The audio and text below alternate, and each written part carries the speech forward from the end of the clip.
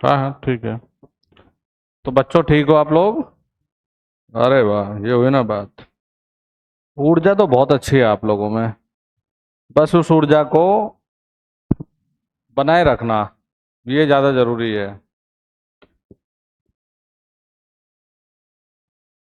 क्योंकि जब हम किसी कार्य की शुरुआत करते हैं तो उस समय हमारी ऊर्जा का स्तर बहुत शानदार होता है। और समय के साथ साथ में वो ऊर्जा थोड़ी कम होते चली जाती है। तो हमेशा एक चीज को दिमाग में रख के किसी भी कार्य की शुरुआत करें कि बेटा, जिस ऊर्जा के साथ में आप किसी कार्य की शुरुआत करते हैं, जिस जोश के साथ में आप शुरुआत करते हैं, अगर उसी ऊर्जा, उसी जोश के साथ उस कार्य की आप समाप्ति करेंगे तो बहुत सकारात्मक परिणाम आपको देखने को मिलेंगे। क्योंकि ये तो आप लोग भी जानते हैं कि ये जो दौर है, ये इतना तैयारी वाला जो फेज होता है, इतना आसान तो नहीं होता। इस फेज में बच्चा कई बार टूटता है, कई बार संभलता है। तो इसमें अपनी ऊर्जा को और सकारात्मक विचारधारा को बनाए रखना बहुत जरूरी है। क्योंकि ये एक साल की संघर्ष और फिर 4 5 6 महीने का रिवीजन, तो मानो 1.5 साल तक अपनी ऊर्जा को बनाए रखना थोड़ा मुश्किल तो होता ही है। लेकिन जब भी कुछ ग्राफ नीचे जाए तो कुछ एक्टिविटी जरूर रखें अपने डेली लाइफ में। जैसे जब भी बेटा हम अपनी स्ट्रेंथ के बारे में सोचते हैं तो हमें बहुत खुशी मिलती है अंदर से। और जब भी हम अपने कमजोरी के बारे में सोचते हैं तो हम रियल में कमजोर महसूस करने लग जाते हैं। जब भी आपको थकान लगे, जब भी आपका पढ़ाई में मन ना लगे, जब भी आपको खुद को आप उलझा सा महसूस करें कि यार कुछ समझ नहीं आ रहा है, क्या करूं। कई बार बच्चा परेशान उठता है, यार पता नहीं मेरे भविष्य क्या होगा, मेरा सिलेक्शन होगा नहीं होगा। बस एक छोटी सी एक्सरसाइज करने की जरूरत है। रात को सोने से पहले लाइट बंद करके अंधेरे में बैठ के अपनी स्ट्रेंथ के बारे में विचार कीजिए। कैसे? कि यार जब जिस दिन मैंने अपनी तैयारी की शुरुआत की, तो उस दिन मुझे कुछ नहीं आता था। लेकिन आज 2 महीने में मुझे केसीएल आ गया। मैं हर एक सवाल को कर सकता हूँ। मुझे रेजोनेंस आ गया। मुझे मशीन में फुल लोड फेजर डायग्राम मैंने सीख लिया। मैंने ये पॉइंट सीख लिया, मैंने ये पॉइंट सीख लिया। तो अपनी स्ट्रेंथ के बारे में विचार कीजिए। तो यदि आप अपनी स्ट्रेंथ के बारे में विचार करेंगे तो आप सुबह जब सोकर उठेंगे तो अपने आप को बहुत तरोताजा महसूस करेंगे। और भैया सोते समय अगर इसी स्ट्रेस और तनाव में रहोगे, क्या होगा, ये भी तो कर रहा था तैयारी, इसने भी तो इतने दिन दिए, इसका हुआ नहीं, मेरा क्या होगा। दोस्त, सबकी गिनतियां होती जीरो से ही शुरू है। कोई जीरो से 100 तक बहुत जल्दी पहुंच जाता है और कोई जीरो से 100 पर थोड़ा धीरे धीरे पहुंचता है। लेकिन अगर इरादा मजबूत है तो पहुंचते सभी लोग हैं। और इरादा कमजोर है तो फिर 0 1 2 3 4 5 ये थक गए, अब तो छोड़ देते हैं। तो ये दौर, मैं ये कहूंगा कि तैयारी का जो फेज होता है बेटा, ये 1 1.5 साल का जो समय है आपके जीवन का, मैं मानता हूं ये आपके जीवन का सबसे महत्वपूर्ण समय है। इस समय आपने मेहनत कर लिया तो आगे का जो जीवन है कहीं ना कहीं वो काफी आसान रहेगा। आसान तो वैसे जीवन को मैं मानता नहीं, जब तक ये सांसें हैं तब तक मुश्किल तो रहेगी ही रहेगी। लेकिन एक फाइनेंशियली तौर पर देखें, एक भविष्य को सेटल सेटल सेटल बच्चे लगे रहते हैं कि सेटल हो, तो कहीं ना कहीं भविष्य थोड़ा सा अपना सुरक्षित तो रहता ही है अगर सिलेक्शन हो जाए। वैसे तो बच्चों में गलत फहमी आएगी, नौकरी लगेगी तो सब समस्याएं दूर हो जाएंगी। रियल लाइफ तो बेटा तभी शुरू होगी जब नौकरी लग जाएगी। अपनी इस क्लास में जब भी आप आए, खुशी के और उत्साह के साथ में क्लास में आए, बोझ ना समझे क्लास को, हंसते हुए आए, मौज मस्ती में पढ़ाई करिए, आराम से घर जाइए, रिवीजन करिए, कुछ नहीं आता हमसे बात करिए। क्योंकि अपने जीवन के ये जो समय आप दे रहे हो ना, ये कीमती समय कभी वापस लौट के नहीं आएगा। सिलेबस पूरा होने के बाद जब ये क्लासरूम से आप जाएंगे, जब आपकी हम विदाई पार्टी करेंगे, और 2 दिन के बाद जब आप सोचेंगे, तो दोस्त ये क्लासरूम आपको याद जरूर आएगा। कि सर का डांटना भी याद आएगा, आप लोगों की मौज मस्ती खुद आपको याद आएगी पढ़ते पढ़ते, यार देखो। और फिर वो पल दोबारा लौट के आता नहीं है। हर एक के जीवन में है कि मूव फॉरवर्ड, आगे की तरफ बढ़िए। ये एक जीवन का महत्वपूर्ण दौर है, इसे मौज मस्ती के साथ में जिए। जीवन काटने के लिए नहीं, जीने के लिए दिया है। तो तैयारी का जो ये लाइफ है, उसको खुशी के साथ में जीना है, ना कि काटना है। नहीं तो तैयारी पूरी करके चले जाओगे, ये यार दोस्त किसके पास इतना समय रहेगा। किसी का वहां सिलेक्शन है, किसी का यहाँ सिलेक्शन है। जो नहीं पढ़ेगा वो घर बैठ जाएगा, जो पढ़ेगा यार ये तो यहाँ हो गया, इसका तो डीआरडीओ हो गया, इसका यूपीपीसीएल हो गया, इसका एसएससी हो गया। तो बाद में ये जो दोस्त आपके बनेंगे और ये जो क्लास है, बस ये यादों में रह जाएगा, और इससे ज्यादा कुछ नहीं। किसी के पास इतना समय नहीं होगा कि मैं इसके साथ वहां कोचिंग किया करता था, आज याद कर लूं। सब अपने अपने परिवार में उलझ जाएंगे। तो इसीलिए अपने जीवन को महत्व दीजिए और अपने जीवन को जीना है। तैयारी का मतलब मैं बिल्कुल जेल नहीं चाह समझता कि जेल बना दी। नहीं यार, रिलैक्स रहो। 24 घंटे नौकरी नौकरी नौकरी को मत रखो दिमाग में। ये रखना है, अगर रखना है ये दिमाग में कि यार ये पॉइंट मैं पढ़ रहा था, ये हुआ नहीं, तो इसको मुझे सीखना है। जब हर एक दिन बेटा ऐसे ग्राफ चलता है, एक एक एक एक एक एक एक एक एक एक बढ़ रहा है बढ़ रहा है बढ़ रहा है, तो अपने आप से बढ़ जाएगा। तो इसीलिए हमेशा सकारात्मक सोचें, खुश रहें, और धीरे धीरे हर एक दिन अपनी नॉलेज में थोड़ा थोड़ा थोड़ा थोड़ा हुआ जोड़ते हुए चलें। क्योंकि जो टोकरी को बहुत जल्दी भरने की कोशिश करते हैं, वो बंदर वाली कहानी है भाई। कि मकई जो होती है, मक्का, उसके जब खेत में बंदर घुसा तो तोड़ के अपना रखता रहा ऐसे, पूरे खेत को तबाह कर दिया, लेकिन लास्ट में लेके एक ही निकला। तोड़ रहा रख रहा, और जैसे दूसरी रखता हो पहले निकल जाती हाथ से। तो पूरे खेत को तबाह कर दिया, लेकिन लास्ट में लेके एक ही गया। तो इसीलिए अनप्लान तरीके के जो डिसीजन होते हैं, बिना किसी प्लानिंग के वैसे ही निर्णय ले लिया, उसका मजा नहीं है। प्लानिंग के साथ में पढ़ो, लिमिटेड पढ़ो, लेकिन सॉलिड पढ़ो। आपको ये पता हो कि जीएस में यदि मुझे नंबर लाने हैं, तो सर मुझे ये 10 टॉपिक करने हैं। मत पढ़ो 20 टॉपिक, लेकिन ये 10 टॉपिक ऐसे हो कि आपको 20-30 नंबर दिला दे, बढ़िया टॉपिक हो। तो इसीलिए तैयारी में हार्डवर्क के साथ साथ में स्मार्ट वर्क भी बहुत जरूरी है। तो बेटा कल हम लोगों ने एक बड़ा ही प्यारा सा टॉपिक की शुरुआत की थी, और टॉपिक था हमारा टेम्परेचर कॉफिशिएंट ऑफ रेजिस्टेंस। तो पहले उसको कंप्लीट करते हैं, फिर नेक्स्ट टॉपिक हम लोग लेकर चलेंगे। जो नेक्स्ट टॉपिक है वो मशीन से हम लोग लेंगे। तो आपका ये डेमो सेशन में आना बेकार नहीं रहेगा।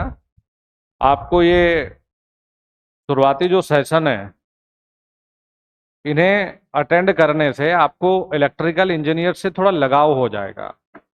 और देखो, हम ऐसे ब्रांच को पढ़ रहे हैं जिसके बिना फ्यूचर में हम कुछ सोच नहीं सकते। ना पास्ट में बिना इलेक्ट्रिकल के कुछ चीज़ें संभव है, ना वर्तमान में और ना भविष्य में। आप मैकेनिकल में कुछ भी बनाइए, वैसे हर एक ब्रांच कहीं ना कहीं आपस में कनेक्ट है। आप मैकेनिकल में कुछ बनाइए तो वहाँ भी पावर की ज़रूरत है। आप सिविल में बड़ी बड़ी बिल्डिंग्स और ये सब बना रहे हैं तो भैया हर एक ज़्यादातर जो मशीन है सिविल में भी वो इलेक्ट्रिकल मोटर से ज़्यादातर चला रहे हैं। तो ज़रूरी है इलेक्ट्रिकल इंजीनियरिंग, चाहे घर के अंदर हो घर के बाहर हो। ट्रैक्शन पर आप देखें, क्रेन, लिफ्ट, सब में ही तो मोटर या जनरेटर या फिर ट्रांसफार्मर ये सब जगह देखने को मिल जाएंगे। तो हम तो बढ़िया ब्रांच में बैठे हुए हैं इलेक्ट्रिकल में। तो बेटा टेम्परेचर कॉफिशेंट में नोटबुक दिखा सकता है बेटा कितना हुआ था? कल नहीं थे तुम क्लास में? आए थे? कुछ लिखा था?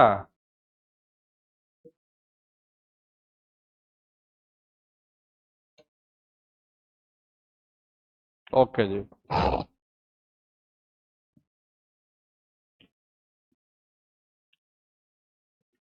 चलिए फिर शुरू करते हैं अपना। जय श्री गणेश करते हैं क्लास का भाई।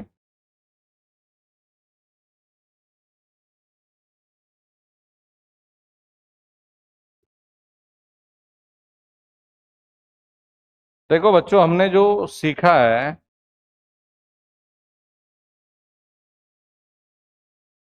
ये हम लोगों ने लिया है यहाँ टेम्परेचर। और प्यारे बच्चों, यहाँ पे हम लोगों ने लिया है ये रजिस्टर।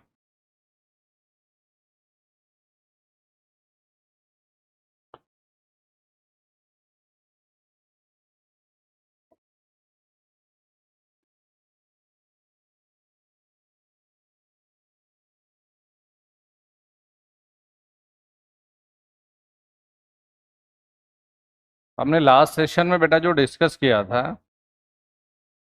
हम लोग यहाँ पर थे कि ये T1 है और ये T2। प्यारे बच्चों, ये एसएससी में कम से कम 4 बार, मेंस में 15-15 नंबर में न्यूमेरिकल आया है। यहां पर हमें ये टेम्परेचर दिया है T1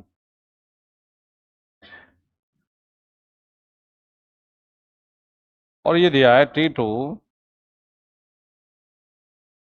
ये दे दिया हमें R1 बेटा और ये है R2।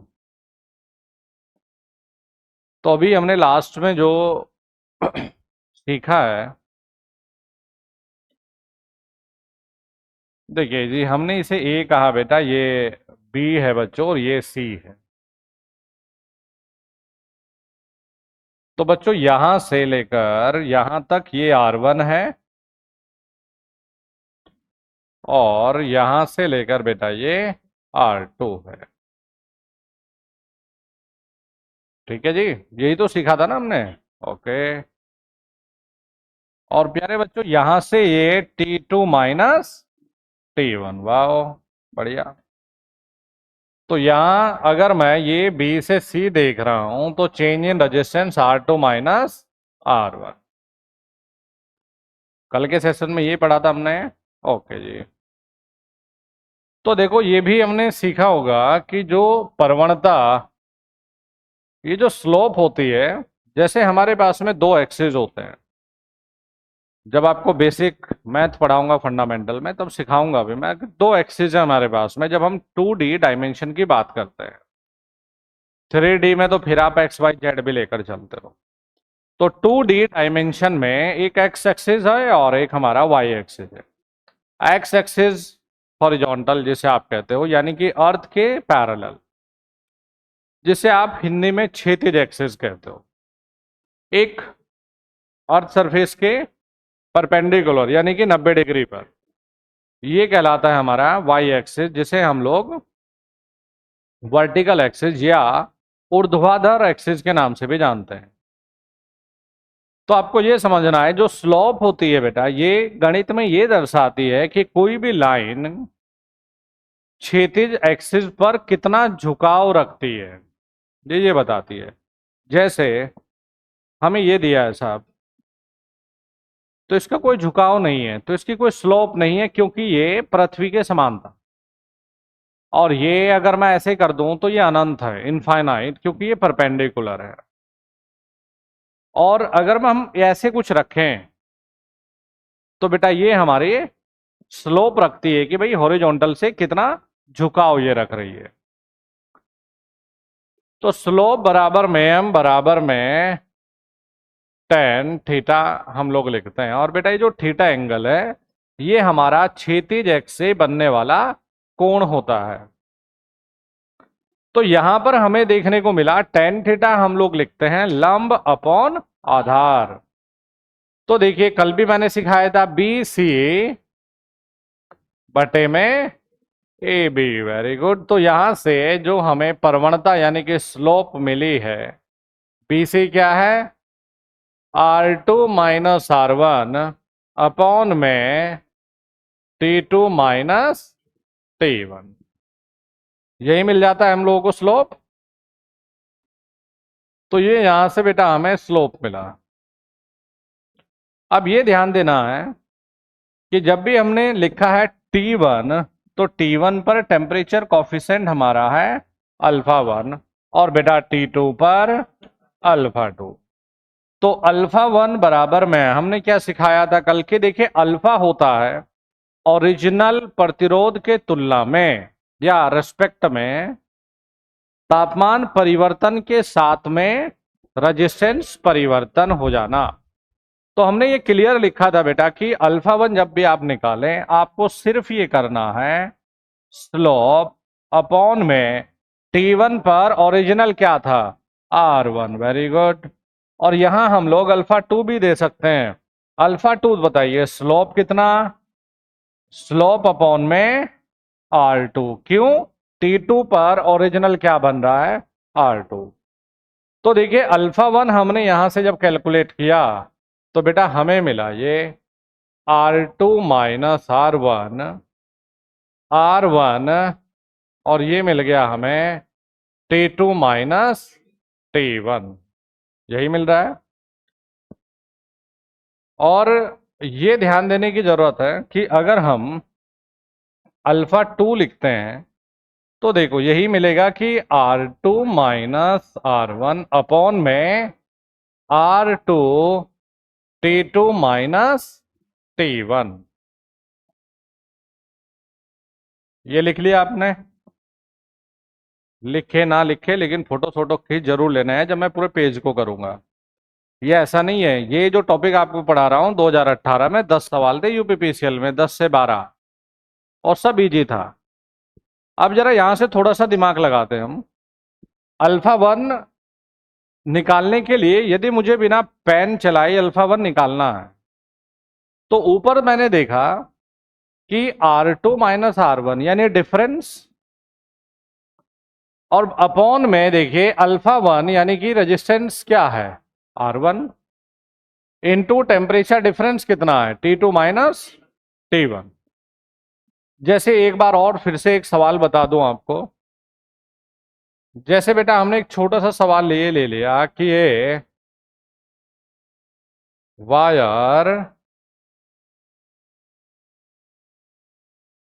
हैविंग रेजिस्टेंस ऑफ 10 ओम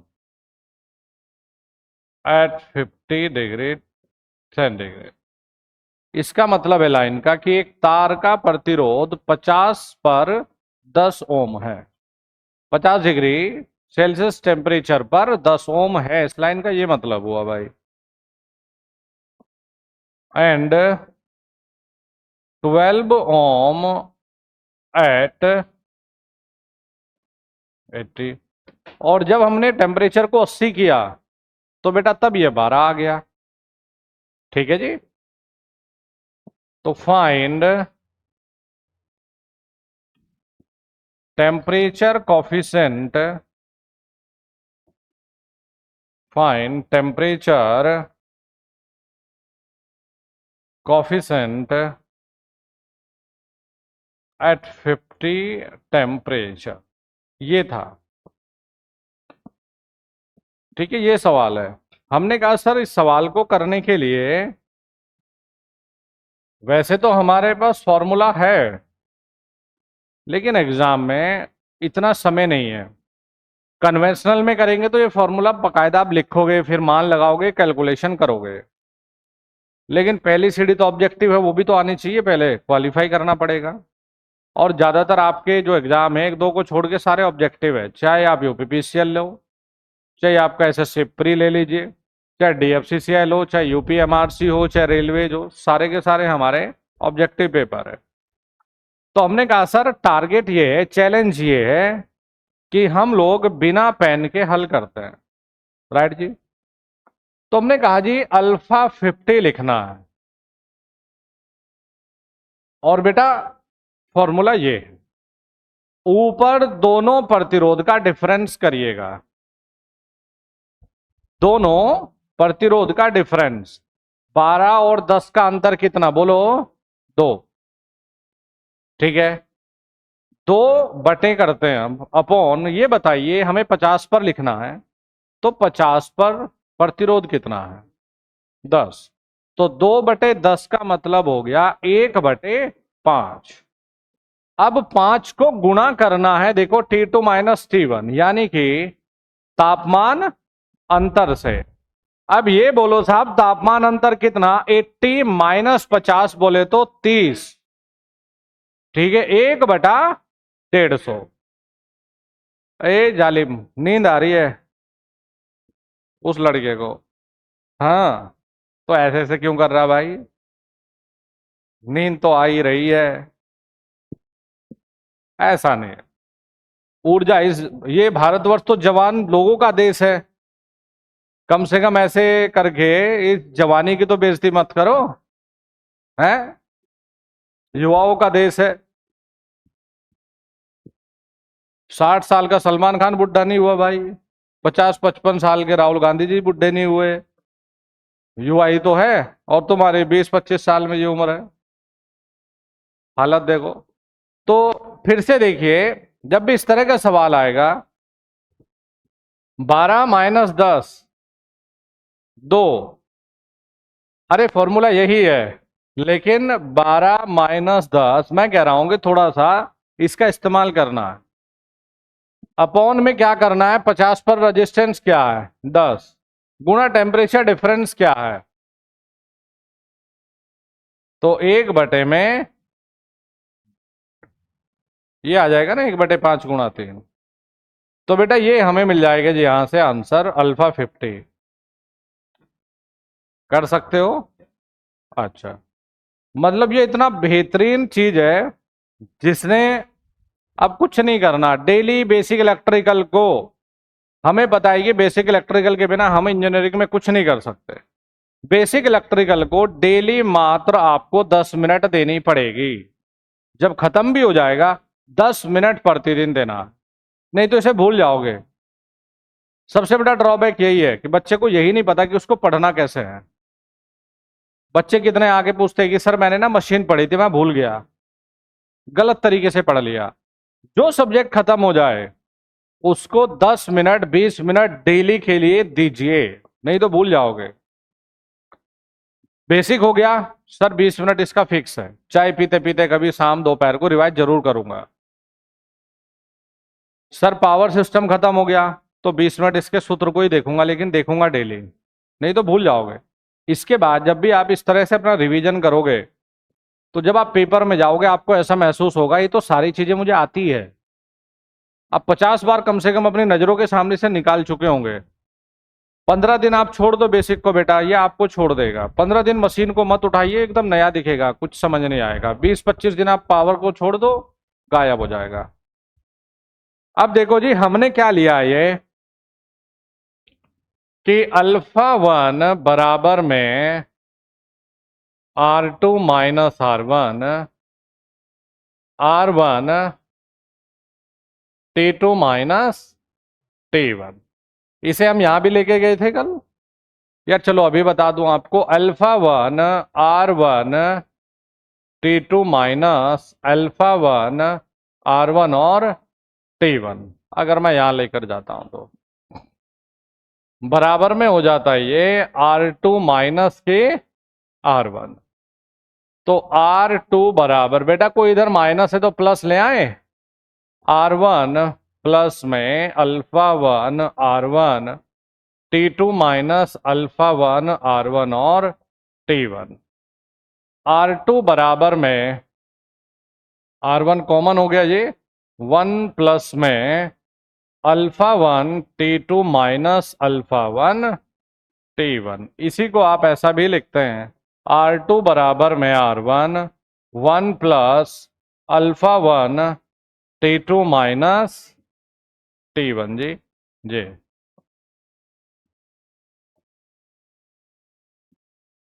ठीक है बच्चों। अब जरा लाओ बेटा, कल वाले जरा नोट्स दिखाओ, मैं देख लूँ तुम्हें कुछ सवाल करवाया था कि नहीं मैंने।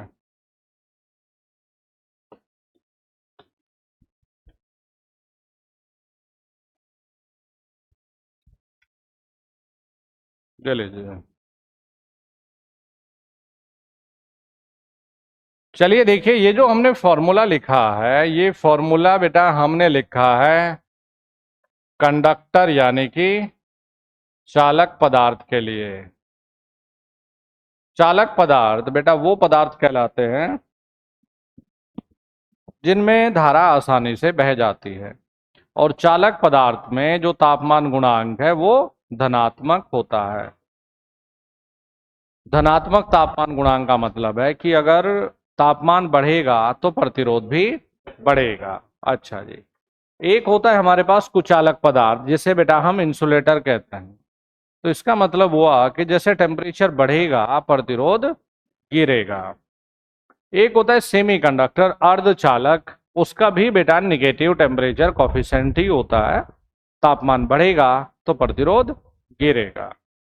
खैर टेंशन लेने की जरूरत नहीं है, इसको जब मैं लिखाऊंगा तो आपको प्रॉपर ही लिखाऊंगा, अभी इसको लिखने की जरूरत नहीं है आपको। देखिए इसमें ये तो इंपॉर्टेंट है ही हमारे लिए, इसमें गलती बच्चों से ये होती है, यही फॉर्मूला अगर मैं बेटा किसी अर्धचालक या कुचालक यानी इंसुलेटर और सेमी कंडक्टर के लिए मेंशन करता, तो 1 minus alpha one T2 minus T1 हो जाता। बेटा यही गड़बड़ हो जाती है। ये फॉर्मूला हम लोग बेटा मेंशन करते इंसुलेटर या फिर सेमी कंडक्टर के लिए, इंसुलेटर या फिर सेमीकंडक्टर के लिए करते। देखो जब भी ये कहेगा आपको ये नॉर्मल वायर, अपना लिख दिए वायर, तो इसका मतलब वो कंडक्टर की ही बात कर रहा है। जैसे कहने लगा ये फाइबर वायर, फाइबर मतलब कि इंसुलेटर। जैसे नॉर्मल कहने लगा कि प्लास्टिक का एक तार है नहीं, लकड़ी का एक टुकड़े का, कुछ भी अपना बोलने लग जाए तो आप समझ जाइएगा कि भैया जो भी हमारे पास में इंसुलेटर या सेमीकंडक्टर है, फॉर्मूला ये है।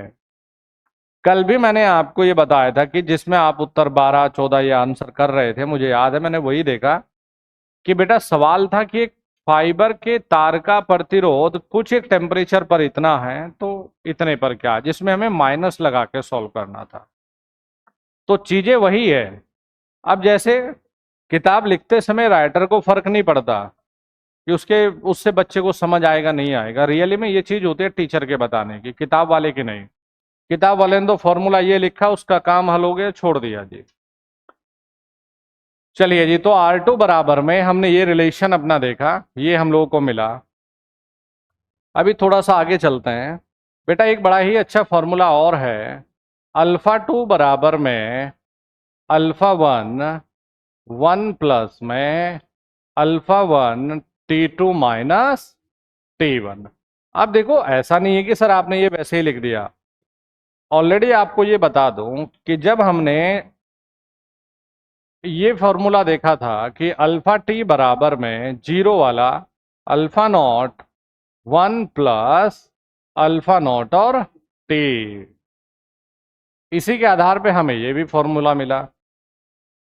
अब ये दिमाग में रखें, जिस सवाल की हम बात कर रहे थे बेटा, कि अगर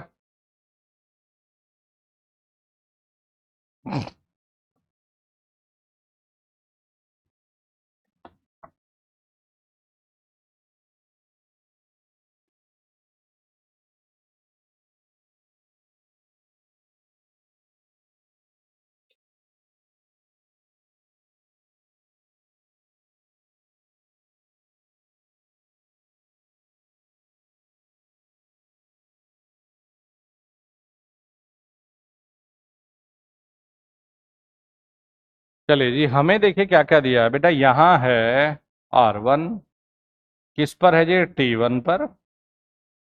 यहाँ है R2, किस पर हो गया बेटा, T2 पर। और ये ले लिया हमने 0, और 0 पर रेजिस्टेंस है बेटा ये R0। ठीक है जी। अब जरा सबसे पहले ये काम करते हैं, छोटा सा ये काम है हमारा,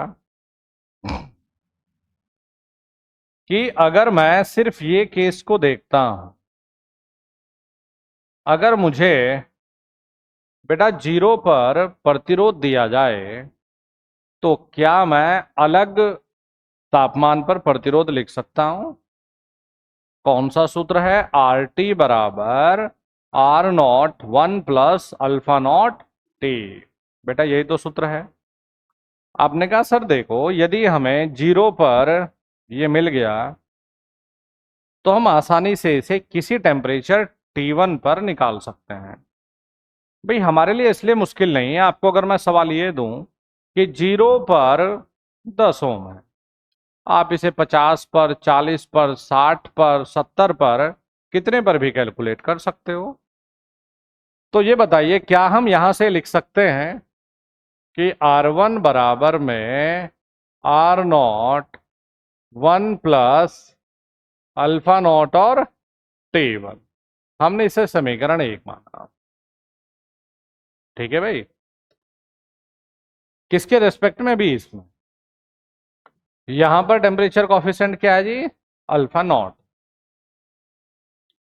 तो भाई R1 बराबर R0 1 plus alpha not T1। कोई बच्चा ये भी कह सकता है कि नहीं नहीं सर, ऐसा कर लेते हैं कि ये जो हमें 0 पर दिया है, क्या हम इसे यूज करके किसी अन्य तापमान T2 पर प्रतिरोध निकाल सकते हैं? आप कहेंगे बिल्कुल। बेटा सूत्र हो जाएगा R2 बराबर R0 1 plus alpha not T2। समीकरण आ गई 1 और 2। आपने लिखा equation number 1 divide by equation number 2। देखो एक बात बताओ, ध्यान से सुनना। आपने आर नोट का इस्तेमाल करके ये लिखा, बेटा R0 का इस्तेमाल करके R2 लिखा। R0 तो नहीं बदला ना, R0 दोनों के लिए वही तो है। अच्छा, तो यानी कि अगर मुझे R1 दे दिया जाए और बेटा T1 दे दिया जाए, और ये 0 दे दिया जाए, अल्फा 0, तो R1 का इस्तेमाल करके, अल्फा नॉट का इस्तेमाल करके, T1 का इस्तेमाल करके R0 निकाला जा सकता है। सूत्र में देखो ना बेटा, ये भी दे दे, ये भी दे दे और ये भी दे दे, तो R0 को हम कैलकुलेट कर सकते हैं। इसी प्रकार से बेटा, क्या हम ये, अगर हमें ये ना दे R1, ये दे दे, तो R2 का इस्तेमाल करके, T2 का इस्तेमाल करके, अल्फा 0 का इस्तेमाल करके मैं R0 फिर भी निकाल सकता हूं। तो या तो मुझे ये डाटा मिल जाए या ये डाटा हो, मैं आसानी से R0 का मान निकाल सकता हूं। ठीक है जी। तो हमने कहा यहां कि इक्वेशन 1 को 2 से डिवाइड कर लेते हैं। ये है R1 बटे बेटा R0 1 plus alpha not T1 बटे 1 प्लस अल्फा नॉट और T2। ये कैंसिल हो गया, तो R1 बटे R2 बराबर में 1 प्लस अल्फा नॉट T1 बटे 1 प्लस अल्फा नॉट T2। हमें ये रिलेशन मिल गया, हमें सूत्र ये मिला जी। ठीक है, क्या सूत्र है? R1 बटे R2 बराबर 1 प्लस अल्फा जीरो T1 बटे में 1 प्लस अल्फा जीरो T2। हमें ये फॉर्मूला मिला भाई। ठीक है जी। अब एक छोटा सा सवाल है, सिर्फ इस फॉर्मूले को देखो। अभी मैंने कहा ना 15 नंबर का, एक कन्वेंशनल में और ऑब्जेक्टिव में 1 नंबर में, और हर बार पूछ रहा है इस सवाल।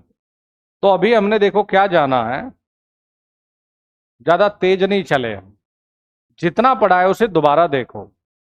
हमने कहा कि हम अगर लाइन या रेखा की स्लोप निकाल दे, जिसे आप हिंदी में प्रवणता कहते हो, तो हम आसानी से तापमान गुणांक का पता कर सकते हैं। कल वाले सेशन में बेटा हमने ये भी देखा था बच्चों कि तापमान गुणांक का मान जितना कम होगा उतना बढ़ेगा। अब इस सवाल से लास्ट टाइम आपका एनएचपीसी का पेपर हुआ था अभी कुछ दिन पहले, एक तो अब है, पहले हुआ। इसमें पूछा गया अच्छा प्रतिरोध किसे माना जाएगा, तो उत्तर था जिसका तापमान गुणांक कम होगा। लिखने की भी जरूरत नहीं, सुना ही तो है। जब डिटेल में आपको ये चीजें पढ़ाऊंगा तब प्रॉपर लिखाऊंगा। तो सिंपल आपको याद रखना है कि भाई जिस भी पदार्थ का तापमान गुणांक कम होगा वो उतना ही शानदार है। राइट। अब तुम्हारे दिमाग में आई ये बात कि सर ने कुछ और भी याद कराया था, मैग्नीन। मैंने कहा मैग्नीन सबसे बेस्ट है। क्यों? मैग्नीन का ना के बराबर लगभग 0 तापमान गुणांक। तो हमने कहा तापमान एरर को कम करने के लिए सबसे बढ़िया मैग्नीन है। तो कुछ चीजें ऐसी है, 90% चीजें जो क्लास में निपटा के जाओ, घर जाकर नोट्स देखे और लग जाओ अपने ऑब्जेक्टिव या शॉर्ट नोट्स पे। नोट्स भी अपने क्लास में निपटाने भाई। वो तो 8वीं 10वीं डिप्लोमा की कहानी थी कि नोट्स को भी लिखने हैं, मैं घर पे जाऊंगा जी नोट्स लिखूंगा, यही निपटाएंगे। अब दूसरी बात ये रही, फिर हमने कहा कॉन्स्टेंटन बोले तो यूरेका, और फिर हमने कहा जब ये भी नहीं है तो फिर कॉपर तो है ही। तो हमने कहा कि तापमान गुणांक को आसानी से ज्ञात किया जा सकता है। कैसे? प्रवणता बटे में ओरिजिनल प्रतिरोध, यानी ओरिजिनल प्रतिरोध का तात्पर्य है जिस पर तापमान गुणांक आप लिखना चाहते हो उस पर प्रतिरोध कितना। जैसे बेटा हमने ये कहा हम T1 पर लिखना चाह रहे जी, तो T1 पे क्या लिखा हमने कि अल्फा 1 बराबर स्लोप बटे ये रहा जी R1। फिर बेटा हम T2 पर लिखेंगे बच्चों, तो हमने कहा अल्फा 2 बराबर स्लोप बटे R2 लिखेंगे। अगर कहीं ऐसे ही आपको T3 T4 भाई जो मर्जी दे, तुम्हें जो मर्जी दे, बात यह है कि भाई स्लोप वही है। आपको कहने लग जाता कि यहां हमने तो भाई कुछ टी ले लिया, ठीक है भाई ले लिया, तो हम क्या करें, स्लोप बटे में जिस भी तापमान पर निकाले वो प्रतिरोध लिखना ही लिखना है। तो ये तापमान गुणांक रियल में मैंने कल आपको बताया भी था, देखो ये कि तापमान गुणांक ये बताता है, जो बच्चे आज नहीं है वो सुन लो, कि ओरिजिनल रेजिस्टेंस के रेस्पेक्ट में ओरिजिनल कितना है 10 है। तो इस 10 से जैसे ही तापमान में हमने कुछ परिवर्तन किया तो इस 10 से प्रतिरोध परिवर्तन कितना हुआ, कहीं 10.2 तो नहीं हो गया, 10.3 तो नहीं हो गया। तो ये अल्फा दर्शाता है। तभी तो हम कह रहे हैं कि अगर तापमान गुणांक ज्यादा है तो इसका मतलब ये होगा कि प्रतिरोध बहुत बदल रहा है, और हम ऐसा नहीं चाहते। इसीलिए कम तापमान गुणांक अगर होगा तो भैया तापमान बदलने से प्रतिरोध बहुत कम बदलेगा। तो देखो जी, हमने स्लोप निकाला, स्लोप निकालने से हम अल्फा 1 अल्फा 2 का भी हमें फॉर्मूला मिल गया।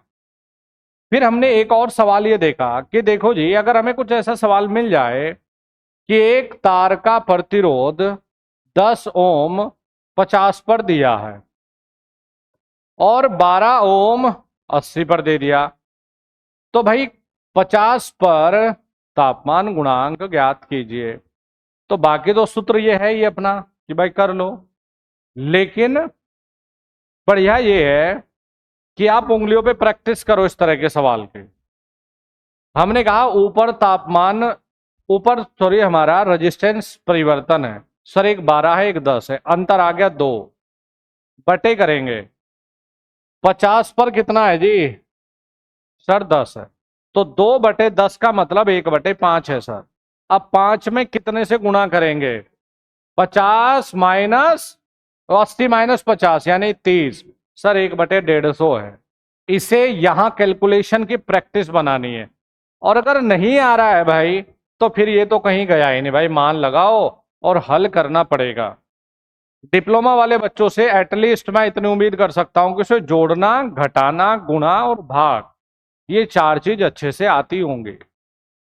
एलसीएम की बात रही, हम सिखा देंगे अगर किसी को नहीं आता, लेकिन गुणा, भाग, जोड़ना, घटाना बेटा ये आना चाहिए। देखो गणित में आपका जो समकोण त्रिभुज है, जिसे आप ट्रिगोनोमेट्री आप एनालिसिस करते हो, वो आपको सिखा दूंगा बेटा। सर्कल का क्षेत्रफल कैसे लिखोगे वो आपको बता दूंगा।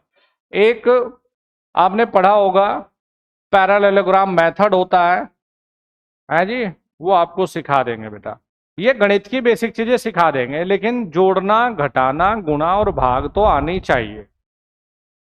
तो यहां हमने छोटा सा ये डायरेक्ट अपना करने की आदत बनानी है।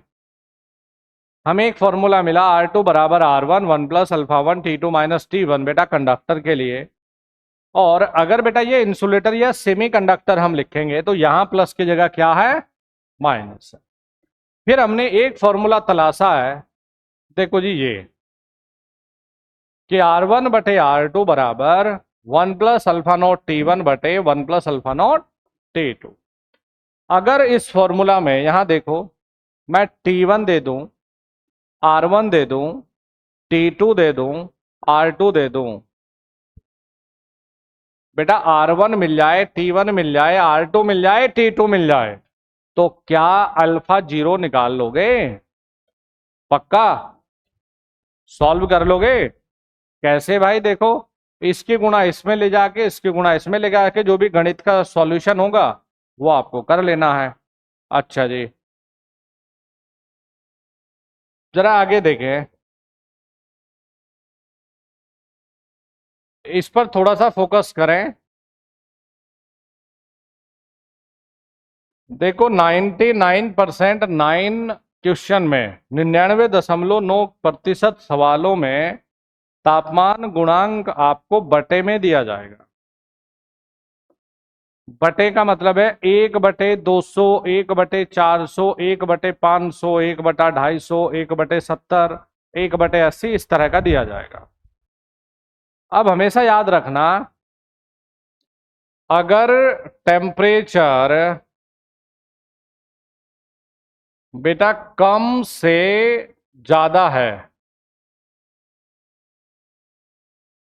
यानी कम से ज्यादा की तरफ, तो इसके सामने लिख लो पॉजिटिव। और बेटा यदि टेम्परेचर ज्यादा से कम है तो बेटा इसके सामने लिख लो नेगेटिव। ठीक है भाई, अभी तुम्हें कुछ नहीं सिखाया। अगर कम है, जैसे कम का मतलब 30 है, 30 से ज्यादा भाई 31 32 50 100 200, तो कम से ज्यादा पे गए मतलब पॉजिटिव। और ज्यादा से कम पर आने का मतलब है जैसे 90 से 88 पर आ गए भाई, 90 से 80 पर आ गए, तो कम पर आने का मतलब है घटाना। ठीक है भाई, अब करना ये है, माना बेटा आपको ये अल्फा जो 0 है वो 1/100 दे रखा है। यूनिट कितनी है, पर डिग्री सेल्सियस। ये यूनिट भी पेपर में आई है, ये यूनिट भी एसएससी के पेपर में पूछ ली भाई, ऑब्जेक्टिव में। और बच्चों मैंने कहा कि भाई एक बात बताओ, अल्फा 20 पर, अल्फा जो 20 है ये लिखना है टी बराबर 20 पर। तो जो मैं ये नंबर लिखूंगा ना, ये कहने का मतलब टेम्परेचर पर मैं पूछ रहा हूं आपको। तो देखो डायरेक्टली 1/100 लिख लो। कम पर कितना है? 1/100। अब कम से ज्यादा का मतलब क्या है? प्लस, ये बताओ तापमान अंतर 20 माइनस 0 कितना? 20। तो इसका मतलब डायरेक्टली 1/120 होगा। मतलब इसमें आपको ज्यादा कुछ दिमाग नहीं चलाना। देखो फिर से बताता हूं। मैंने कहा जी T1 बराबर 50 पर जो अल्फा 1 है वो 1/200 है। ठीक है बच्चों। हमने कहा जी T2 बराबर में 70 पर अल्फा 2 का मान बताओ। Very good. देखो जी कैसे, आपने कहा सर देखो ये बताओ कम पर कितना है यार? 200। अच्छा बेटा, कम से ज्यादा की तरफ है तो पॉजिटिव, लिख दिया हमने पॉजिटिव। ठीक है। अब ये करना है, देखो इनका तापमान अंतर कितना है? 1/200। ये आपका उत्तर होगा। ये इतनी मदद करेगा आपकी, आप सोच नहीं सकते। चलो जी, अब जैसे हमें ये दिया है कि भाई T1 का मान 100 पर हमें अल्फा 1 दे रहा है 1/90, और जो T2 है इस पर हमें पूछ लिया जी। तो देखो दोस्त, ज्यादा से कम पर बात हुई है, ज्यादा देकर कम पर पूछ रहा है ना, तो हमने कहा जी ठीक है, अल्फा 2 बराबर कम। अच्छा पहले दे दिया ना, तो ज्यादा से कम का मतलब, अब ये बताओ 100 का और 70 का अंतर कितना है? तो 1/में, ये इसका उत्तर है। मुश्किल है क्या ज्यादा? ओ भाई जो से नींद आ रही थी, कर लेगा? है, हमने बनाया ना, हमने बनाया ना। अरे हम कह रहे हैं ना हमने बनाया, और किसने बनाया? हम पढ़ा रहे तो हमने दिया ना, हमें क्या पता। फिर वही बात है, आम खाओ गुठली क्यों गिन रहे? ऐसे एक और मेथड है, हम जो एलसीएम को खत्म कर देगा, वो सॉरी केसीएल को। ये 12-13 साल की तपस्याओं का नतीजा है। जब खाली बैठते हो तो तुम पता नहीं क्या सोचते हो, लेकिन हम जब खाली बैठते हैं तो इसी के बारे में सोचते हैं कि क्या कुछ हो सकता है भाई। आया कहीं से नहीं, आया देखो कहां से है।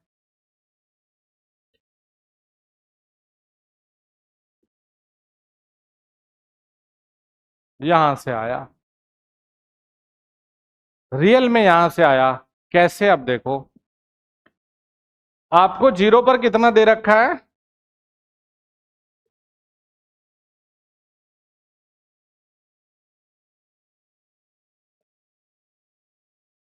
ये दे रखा है। चलो जी, और यहां पर टी पर, टी बराबर कितना है बेटा? 20। हमें अल्फा 20 बताना है। ठीक है, इसमें वैल्यूज रखते हैं। देखो अल्फा 20 बराबर में अल्फा नोट कितना? अच्छा जी, 1 प्लस अल्फा नोट कितना? गुणा टी का मान कितना? अच्छा जी, मतलब देखना कहां से आया ना, 1/100। एलसीएम नीचे कितना, और यहां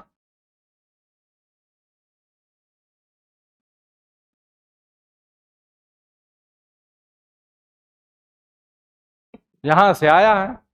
तो हम फॉर्मूले को थोड़ा ही हमने निर्माण किया है भाई, गणित का ही तो कैलकुलेशन है। आप बच्चों को ये सिखाते तो इन्हें यार कि सर कहाँ इतना टाइम मिलना है, 2-2 3-3 घंटे में सवाल 200-200 पूछ रहा है भाई।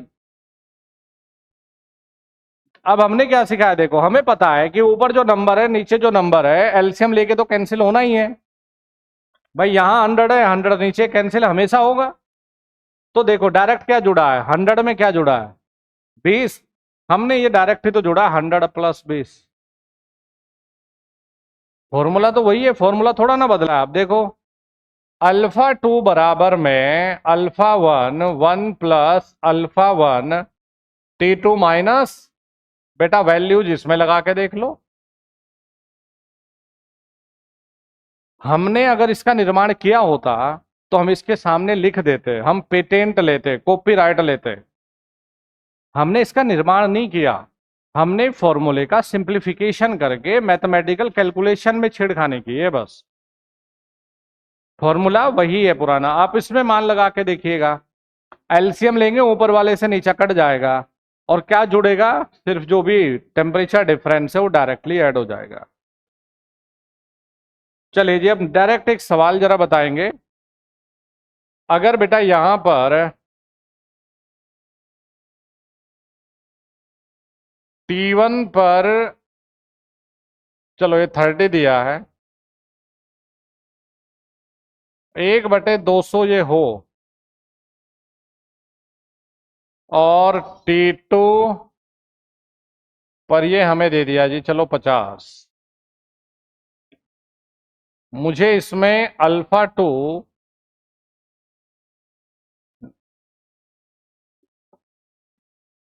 मुझे अल्फा 2 निकालना है जी।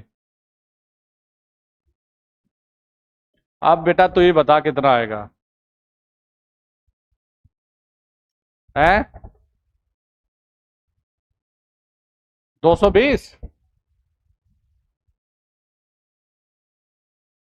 अल्फा 2 बराबर 1/, तभी तो मैंने बोला था 220 नहीं, 1/220। 1/200 प्लस में टेम्परेचर डिफरेंस क्या है बोलो, 20। 1/220। भाई कम से ज्यादा का मतलब है पॉजिटिव। अब ये बताओ, अगर मैं इसे यूज कर लेता हूं तो आप अल्फा 0 क्या लिखोगे?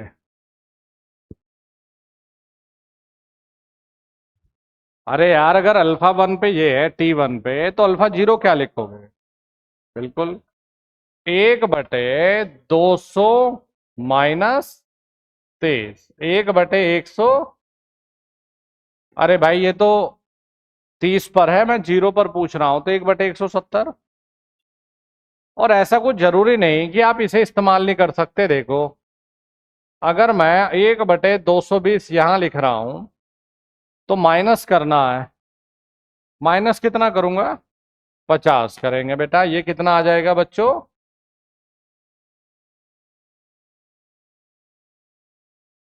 ठीक है जी।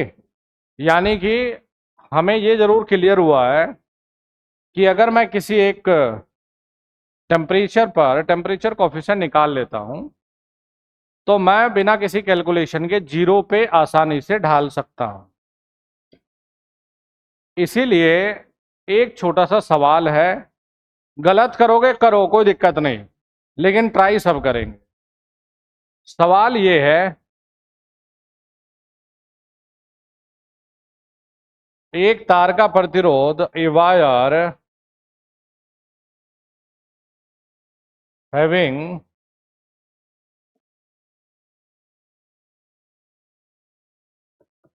resistance of 20 ohm at 60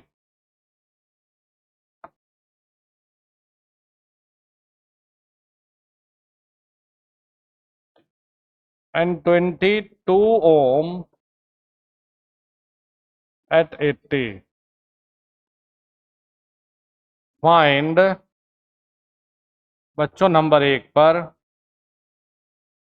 इस सवाल के सामने ये लिख लो, very very very very very important, जितने बार चाहो लिख लो, ये पेपर में आएगा। Find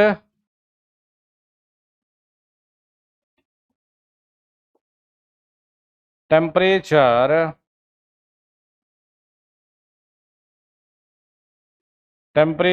coefficient, find temperature coefficient at 0 degree temperature.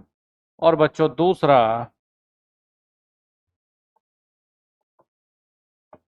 Resistance at 0 degree. ये अलग अलग जेई के लगभग एग्जाम में 10 से 12 बार आ चुका है। सॉल्व करिए जरा।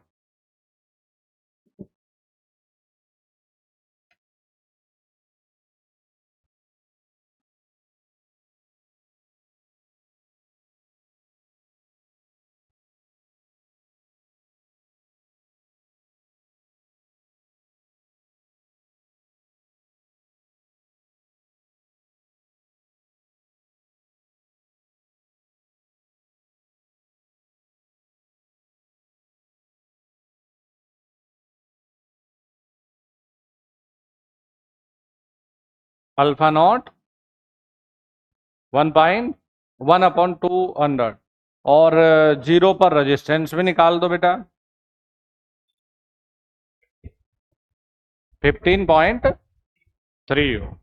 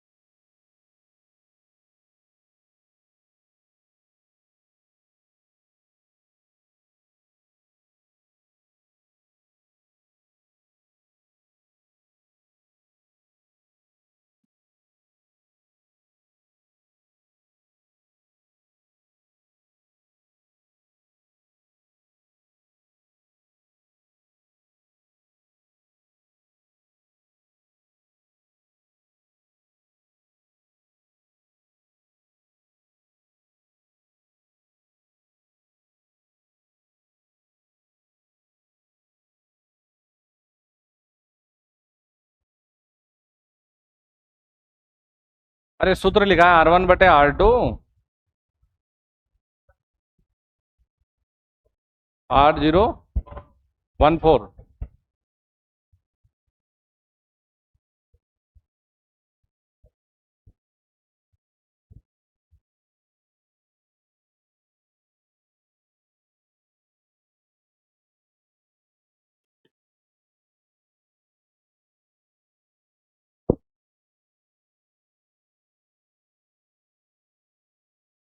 और अल्फा 0 1/200 140 ना।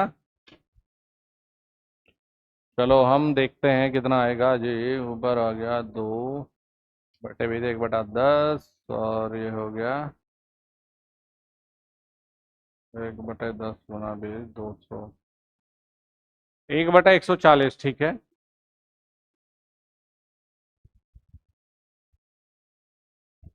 मैं रियली में बताऊं कि जैसे सवाल देखो, हर एक चीज पे चाहे तुम्हें आ भी गया, घर जाकर ये जिद करनी है कि इसका मान 20 की जगह 25 करते हैं, इसका 27 करते हैं। इसी को दोबारा प्रैक्टिस करके देखो। मुझे इसमें इसका मान 1/140 करने में सिर्फ थोड़ा सा दिमाग में कैलकुलेशन करनी है। पेन नहीं चलाना पड़ेगा। आपने देखो सूत्र लगाया R1/R2, क्योंकि बच्चों R1 का जो मान है वो है 20 ओम। बेटा T1 का मान है बच्चों 60, और बेटा यहां पर है 22, और ये यहां पर है 80। अरे यही है, आपको सिखाया है R1/R2 1 plus alpha not T2। R1 है देखिए 20, ये है जी 22, 1 प्लस T1 दे रखा है 60 अल्फा नॉट और 80 अल्फा नॉट। भैया आपने यही सॉल्व किया होगा। और अल्फा नॉट है 1/140। अभी इसको डिवाइड करोगे 2 से, 10/11 लिखोगे, इसकी गुणा यहाँ करोगे, इसकी गुणा यहाँ करोगे, देखो समय तो लगा ही होगा। चलो जी, तो आपको कुछ अलग सिखाते हैं।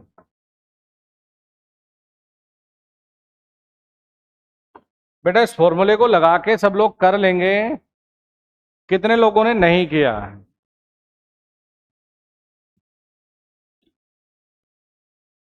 बेटा ये सॉल्व नहीं कर पाओगे दोस्त, कहाँ गलती हुई है?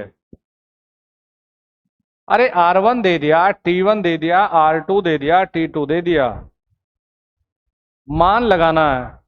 न्यूमेरिकल मुश्किल नहीं है, न्यूमेरिकल में मान लगा दो, फॉर्मूला में कोई मुश्किल नहीं है। अब देखो तैयारी जेई की कर रहे हैं, और जेई बनना भी मुश्किल नहीं है, बस वो है कि थोड़ा थोड़ा सीखना तो पड़ेगा। आईएएस बनना तो मुश्किल है, वहां और ज्यादा लगन और मेहनत की जरूरत है।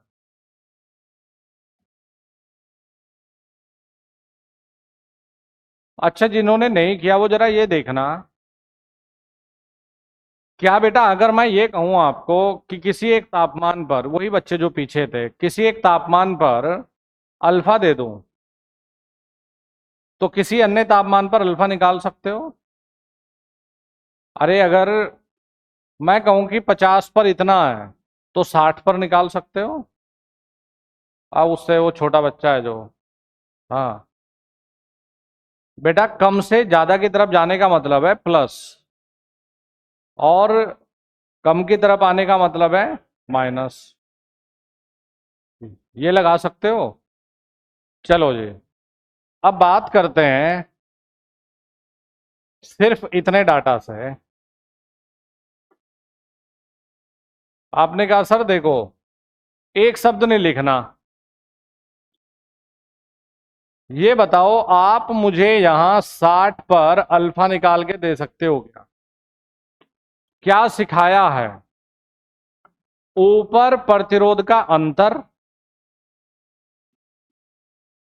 भावुक ना हो जाओ, कहां गए सवाल? ऊपर प्रतिरोध का अंतर, नीचे ओरिजिनल प्रतिरोध इनटू टेम्परेचर डिफरेंस। आपने कहा सर इस सवाल में हम अल्फा 60 को सीधे सीधे लिख लें क्या? 22 माइनस 20, 2, ठीक है, 2/में 60 पर कितना है? 2/20, यानी 1/10 सर, गुणा टेम्परेचर डिफरेंस। कितना?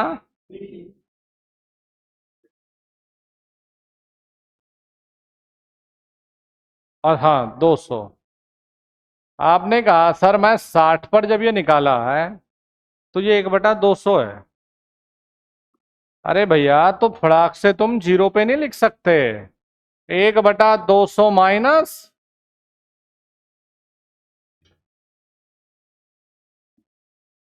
क्यों? क्योंकि यार जितना ये कैलकुलेशन तुम करोगे, ये कब अपनाना है? जब ये कन्वेंशनल में करो। जितना तुम कैलकुलेशन करोगे उतना उलझते चले जाओगे प्लस माइनस। फिर से समझो, ऊपर अगर इस तरह का सवाल है कि 20 पर, ये 60 पर 20 है, 80 पर 22 है, तो आपने कहा सर मैं 60 पर डायरेक्टली या 80 पर, ऐसा नहीं कि सर मैं तो 80 पर लिख लूं। देखो 80 पर भी लिख सकते हो यार बच्चों। तापमान अंतर, वो सॉरी, प्रतिरोध का अंतर। आपने कहा सर 22 और 20, सर 2। ये बताओ जरा, 80 पर कितना है? 22 है, गुणा टेम्परेचर डिफरेंस 1/, अगर तुम कहते सर 80 पर यह है, 0 पर निकालना है, तो 1/220 माइनस के कितना आता? वही सेम आना था। फिर से देखिए क्या तरीका है। फिर से देखिए बेटा क्या तरीका है। ऊपर प्रतिरोध का अंतर बटे में जिस पर भी आप तापमान गुणांक लिखोगे वो प्रतिरोध, और गुणा तापमान अंतर। फिर से देखो, एक सवाल करके देखो। सवाल ये है कि T1 बराबर में 50 है, और बच्चों इस पे R1 का मान हमें 5 ओम दे रखा है। T2 का मान सीधे सीधे 90 है, और R2 का मान 7 ओम है। ठीक है, आप मुझे ये बताइए कि आप यहां अल्फा 1 का मान क्या निकालोगे? बोलो। प्रयास तो करना पड़ेगा ना। बोलो क्या करोगे? वही जुगाड़ लगाओ भाई। या तो देखो फॉर्मूला है, ऐसा नहीं कि नहीं है फॉर्मूला, फॉर्मूला लगाओगे, या फिर देखो तरीका, आपने कहा सर देखो फॉर्मूला भी है क्या कि R2 बराबर R1 plus alpha 1 T2 minus. या तो बच्चों इस फॉर्मूले में मान लगाकर देखो 4-5 लाइनें एक्स्ट्रा करो, या फिर देखो सुन लो, ऊपर रेजिस्टेंस का अंतर। बेटा अंतर कितना है बोलो? 2। तो अल्फा 1 लिखना है सर 2 बटे, ये बताओ इस 50 पर कितना प्रतिरोध है? 5 गुणा 40 टेम्परेचर डिफरेंस। तो ये हो गया जी 20×100, 1/, कर लोगे? अगर तुम ये कहने लग जाओ कि सर ये तो अल्फा 1 है, अल्फा 0 बता दो, तो 1/100। ये बताओ ये अल्फा 1 कितने पे निकाला है? तो 1/100 माइनस 50, यानी 1/,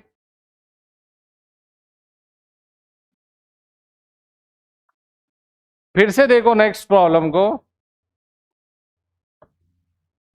अगर चलो T1 बराबर में ये 20 दे दिया, और जो R1 का मान है ये 2 ओम दे दिया, और ये मान आपको 60 दे दिया, और R2 का मान आपको 4 ओम दे दिया। आपसे पूछा है अल्फा 2 का मान बताइए। या तो भैया वही है, देखो फॉर्मूले में मान लगा दो, पहले अल्फा 1 निकालो फिर अल्फा 2 में बदलो, या डायरेक्ट इस तरीके का इस्तेमाल करके अल्फा 2 बताओ। कोशिश करो प्लीज, हो जाएगा। अल्फा 2 बराबर में ऊपर प्रतिरोध का डिफरेंस करो। आपने कहा सर देखो 4 और 2 का अंतर हो गया 2, किस पे निकाल रहे हो? तो 60 पर कितना है? तापमान डिफरेंस कितना है? एक बटे, कर लोगे? तो भाई ये थी कहानी। अब देखो जी, इसी का इस्तेमाल करके, अरे भाई अगर ये अल्फा 2 आ जाएगा तो अल्फा 0 तो तुरंत निकल जाएगा, वो कोई दिक्कत है ही नहीं। हाँ। तो अब देखो जी, ये सवाल जिस पर वेरी वेरी इंपॉर्टेंट लिखा है बेटा, ये बहुत ही खास सवाल है। तो हम कहां पहुंच गए, हमने डायरेक्टली अल्फा 0 निकालना सीख लिया। अब देखो लास्ट में हमने दो समीकरण लिख रखी है, क्या क्या, कि R1 बराबर R0 1 प्लस अल्फा नॉट और T1। हमने कहा ठीक है सर, अल्फा 1 20 दे दिया। अच्छा जी, ये R0 है, 1 प्लस अल्फा नोट निकाल दिया, 1/140। सर T1 60 है। बताओ भैया हल करके कितना आएगा?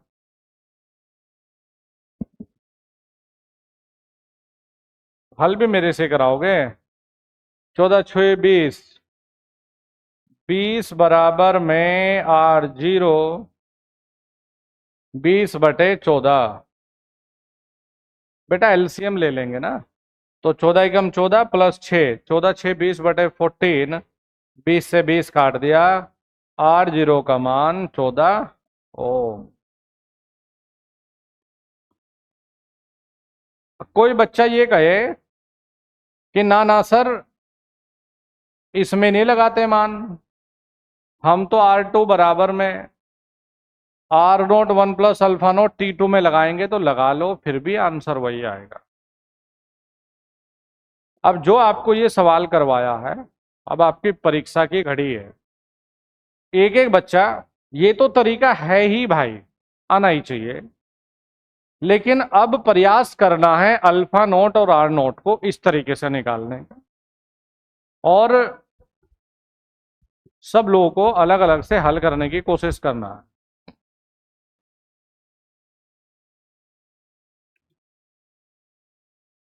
तो सवाल ये है कि बेटा T1 दे रखा है यहां 40, और R1 दे रखा है यहां 20 ओम, और T2 कर दिया जी यहां 70, तो R2 हो गया जी यहां 23 ओम। ठीक है, ये डाटा दे रखा है। फाइंड, तो बच्चों ये है, अल्फा 0 बता दो, और बेटा दूसरा R0 बता दो। बस ये दो चीजें निकाल लो जी। अरे वाह, गुड।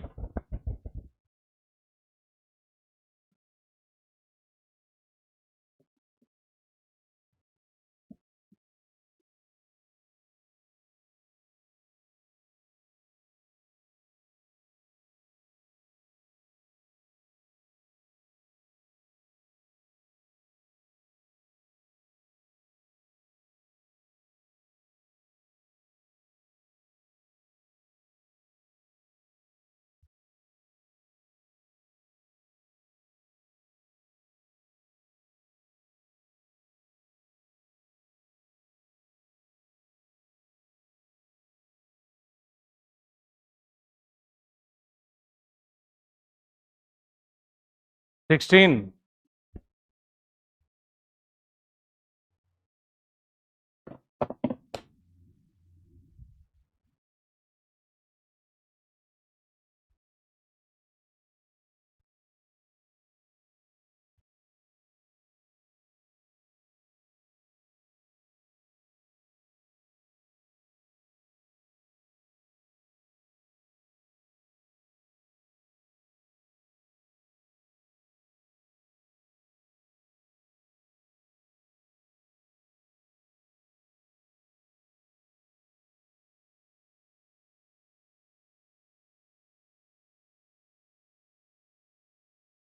एक इम्पॉर्टेंट चीज और है, ये सिर्फ 17 से 21 जुलाई तक के लिए है ये ना।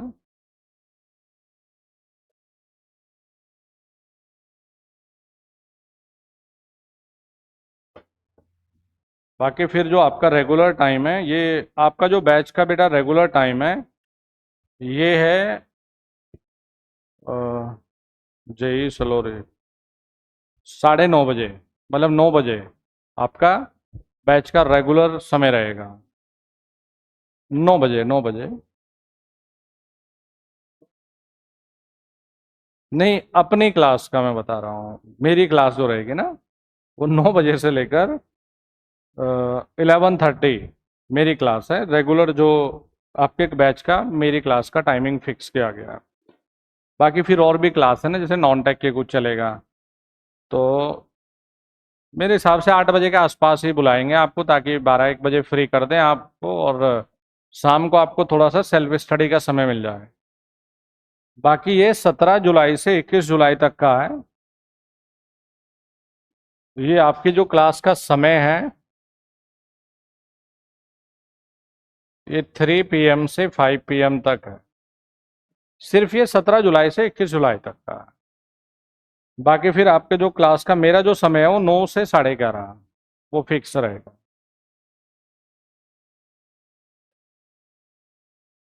मतलब जितने भी ये डेमो सेशन में विद्यार्थी है, उनके लिए सूचना ये है कि 17 से 21 तक 3 बजे से 5 बजे तक है।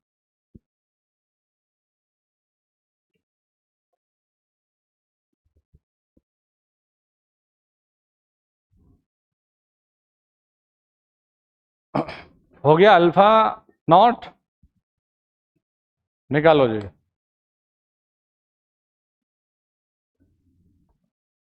नहीं नहीं, ये इसलिए रखा है, मैं बता दूं, मेरे कुछ जैसे काफ़ी बच्चों का एनएचपीसी का एग्ज़ाम है, जो मेरे ऑनलाइन वगैरह में इनरोल है ना बच्चे, उनका एग्ज़ाम है।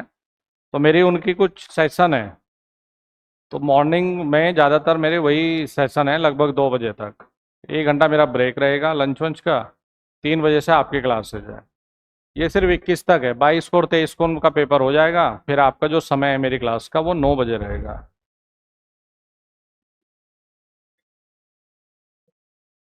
चलो जी, ये कितना आया? हमने कहा कि हम अल्फा 1 सर डायरेक्ट लिख सकते हैं 40 पर। वो हमने प्रैक्टिस किया। कैसे? दोनों का डिफरेंस 3 हो गया। अच्छा जी। अपॉन में 20 गुणा, देखिए इनका डिफरेंस, तो ये हो जाता है जी, देखो 200। डायरेक्ट ही किया होगा आपने। अगर ये बेटा कितने पे, 40 पे, तो 0 पर निकाल सकते हो 1/-200 - 40, 1/160 कर लोगे।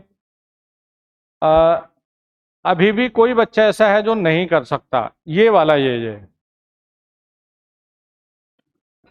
फिर से सुन लो, ऊपर रेजिस्टेंस का डिफरेंस करना है बेटा।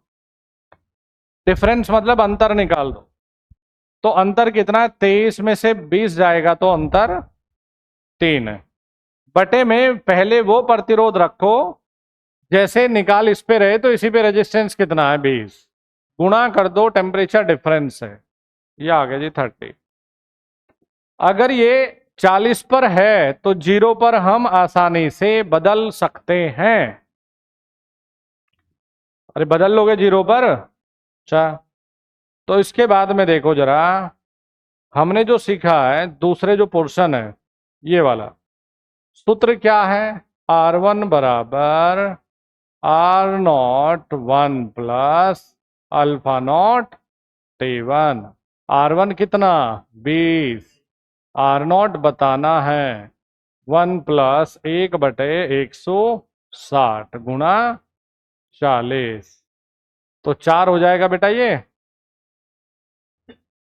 अब देखो बेटा, एलसीएम 4 आएगा यहां से, 4 एकम 4 प्लस में 1, तो 20 बराबर में R0 5/4, तो बेटा कितना आ गया?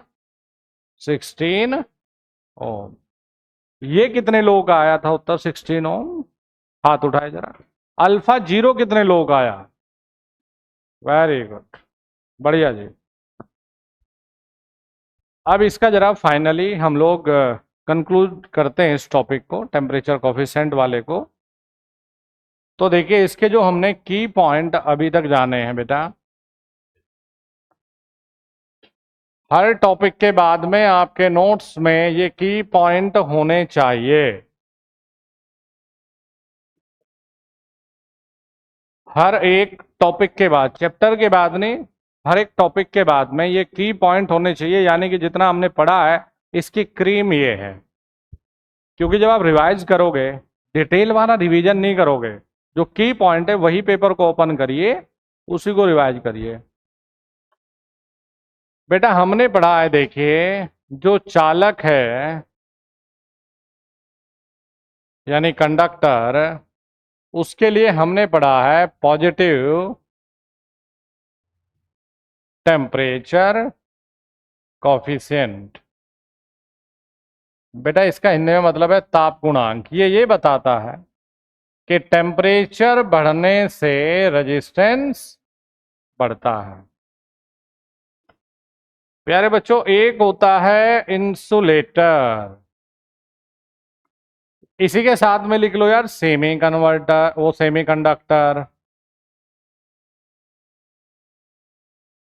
तो इसका होता है नेगेटिव टेम्परेचर कॉफिशिएंट। इसका मतलब है टी के बढ़ने से आर में गिरावट। ठीक है भाई, टेम्परेचर बढ़ेगा तो रेजिस्टेंस में गिरावट आ जाएगी।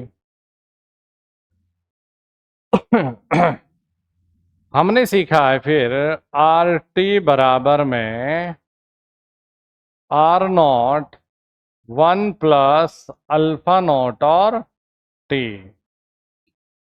हमने सीखा है अल्फा टी बराबर अल्फा 0 1 प्लस अल्फा 0 और टी।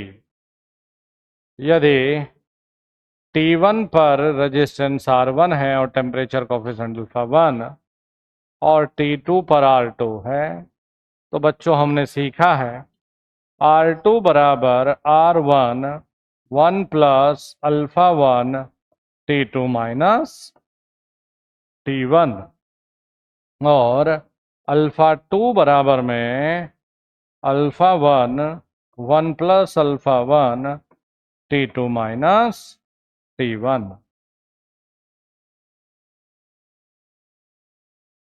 ये अलग अलग केसेस में कुछ फॉर्मूले है साहब यहाँ। फिर देखिए जी, R1 बटे R2 बराबर 1 प्लस अल्फा नॉट T1 बटे 1 प्लस अल्फा नॉट T2। हमने ये भी पढ़ा है। साथ में आपको ये भी दिमाग में रखना है बेटा, इसको भी नहीं भूलना है, ये है टेम्परेचर और बच्चों ये है रजिस्टर।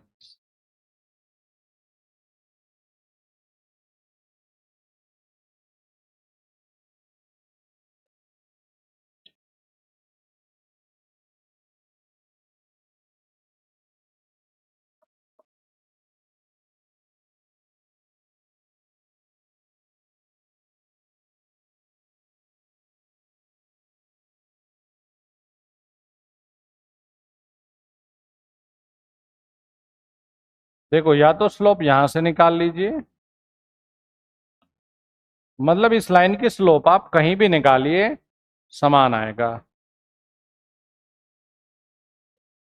तो ये एंगल होता है थीटा, ये भी बेटा एकांतर कोण बनते हैं सब ना, थीटा।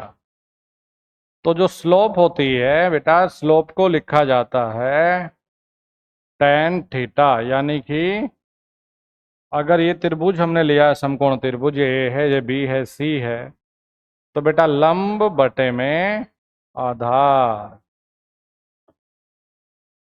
तो ये भी काफ़ी ज़रूरी फॉर्मूला रहने वाला है हमारा।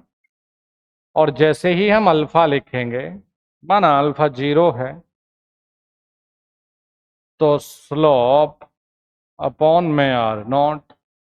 अगर बच्चों हम ये लिख रहे हैं तो स्लोप बटे R1, ये करते हुए चलेंगे जी।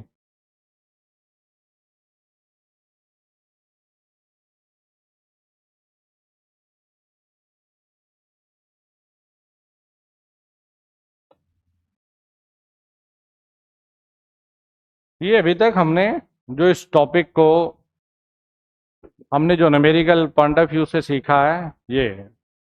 मैंने आपको ये भी कहा है कि जो टेम्परेचर कॉफिशिएंट अल्फा है, जितना कम हो उतना अच्छा है।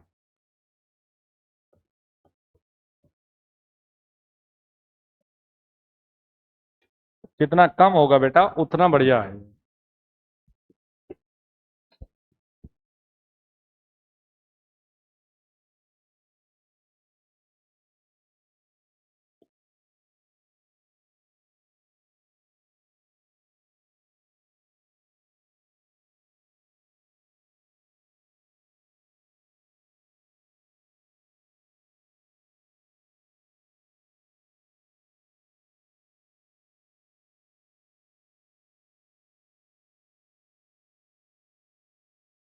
हो जाएगा।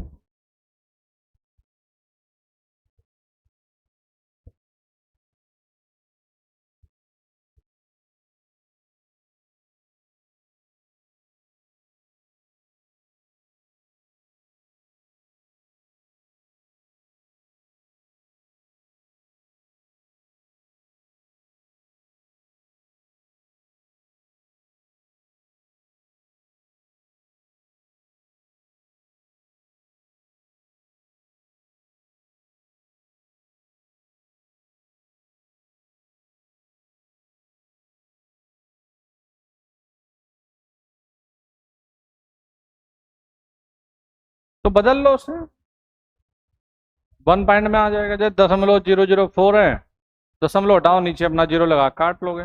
वैल्यूज हमेशा पेपर में जो रहेंगी, मैंने कहा ना 99% से ज़्यादा 1 अपॉन में आती है अल्फा के वैल्यू, चाहे आप किसी भी एग्जाम में देखेंगे। और अगर नहीं है तो फिर वैल्यू आसान आती है, जैसे 0.0004, तो फटाक से उसको तब भी काट लेंगे। और नहीं भी बदलना है तो हमारे पास वो तो मेथड है ही, अल्फा टी बराबर, फिर उसमें लगाना पड़ेगा हमें।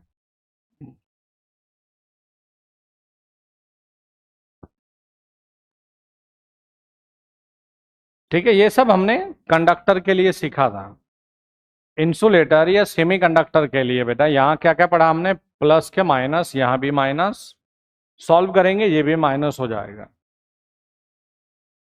तो खैर वो मैंने वहां पढ़ा रखा है, इसको आप की पॉइंट में इसलिए नहीं ऐड किया क्योंकि आपके पास जो ज्यादातर सवाल है जितने भी, वो सब आपके कंडक्टर बेस्ड ही है। लिख लिया सबने ये, आगे चला जाए फिर। चलो आपको एक चीज और सिखाते हैं। अच्छा, कितने लोग ऐसे हैं जो, देखो मेरे साथ तो ईमानदारी रहोगे तुम, क्योंकि हम तो, मैंने कल भी ये समझाया आपको कि देखो हम तुम्हारे यहाँ पर माता पिता बड़े भाई गार्जियन सब हम हैं, तो जितना ईमानदार होगे उतना बेनिफिट मिलेगा। अगर किसी को ये दिक्कत है कि सर मैं इस सवाल को नहीं कर पाया, तो अपनी कमी को छिपाओ मत कि भीड़ में पूछूंगा तो ये हो जाएगा। अगर भीड़ में शर्म आती है पूछने में तो ठीक है, मैं ऑफिस में भी बैठता हूँ, इसलिए मैं अपनी हर एक क्लास में गैप रखूंगा आधे आधे घंटे का, तो वहां भी पूछ सकते हो आप। लेकिन वही ये सवाल तब होगा जब पढ़ेंगे घर पे तो फंसोगे, जब किताब उठाओगे ही नहीं तो फिर कहाँ से फंसोगे।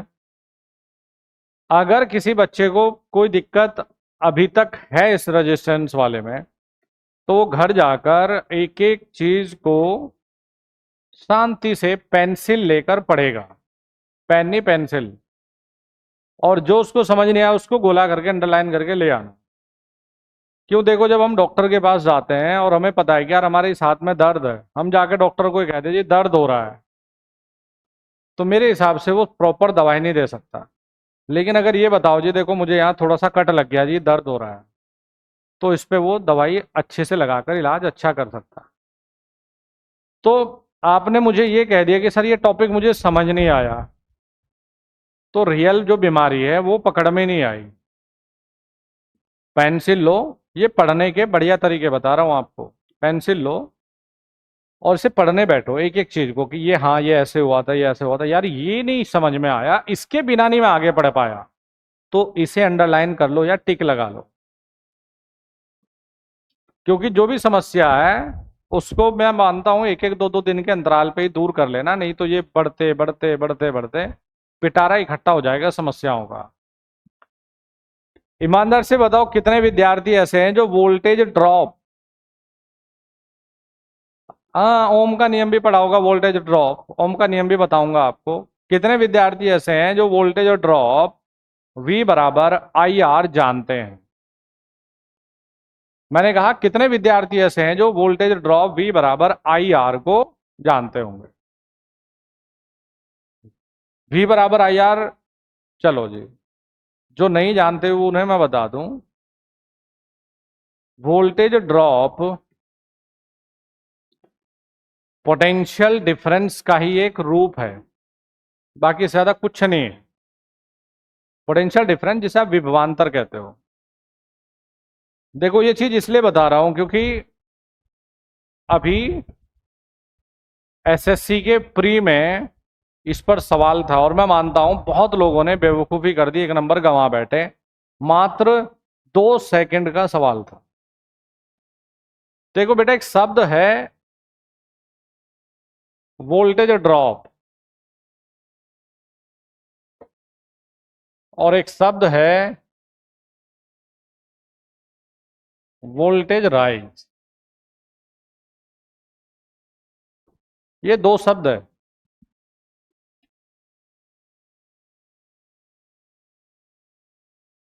देखो वोल्टेज ड्रॉप और वोल्टेज राइज, ड्रॉप का मतलब होता है जब हम वोल्टेज को गिरावट के हिसाब से लिखा करते हैं। भाई 100 है, 10 ड्रॉप 90 रह गए, गिरावट के हिसाब से। और राइज वो होता है जहां हम वोल्टेज को बढ़ते हुए हिसाब से लिखते हैं, बढ़ते क्रम, कि अभी 100 है, 110 हो गए, 105 हो गए, 104 हो गए, वो कहलाता है वोल्टेज राइज। थोड़ा सा नया शब्द है वोल्टेज राइज, लेकिन एग्जामिनर आजकल थोड़ा सा माहौल बना के तब पेपर बनाता है। सवाल वही है, क्रिएटिविटी ज्यादा है। करेक्ट, नॉट इनकरेक्ट स्टेटमेंट, ये ट्रेंड है बेटा फिलहाल एग्जाम का। सवाल हमने बच्चों से पूछा कि इलेक्ट्रॉन का द्रव्यमान कितना है। ज्यादातर यही है। हमने ऑप्शन में कर दिया ग्राम, मतलब ये समझो। फिर दूसरा ऑप्शन 9.11 इंटू 10 की पावर माइनस मिलीग्राम। फिर 9.11 10 की पावर, ये था नहीं, हमने ये हटा दिया, हम इसे रखते ही नहीं। हम यहां चलो गीगा ग्राम कुछ लिखेंगे।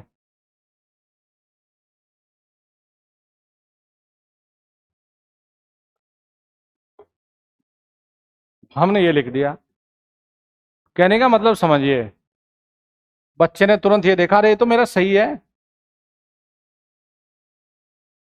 मैं कह रहा हूं कि बेटा आजकल ये भी ट्रेंड में है जहां यूनिट को मॉडिफाई करके सवाल दे रहा है। यूनिट को ही नहीं पकड़ पा रहा। एक कूलाम चार्ज में कितने इलेक्ट्रॉन की जरूरत है? 6.25 10 की पावर 18। अगर इसे मैं 625 गुणा 10 की घात में 2 जीरो इधर ले आओ, ये कर रहा हूं तो बच्चे तब भी घूम जा रहे हैं कि यार क्या था उत्तर।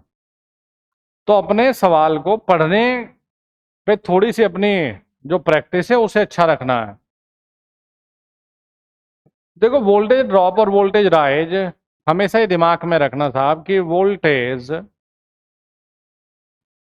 ड्रॉप बराबर में माइनस वोल्टेज राइज।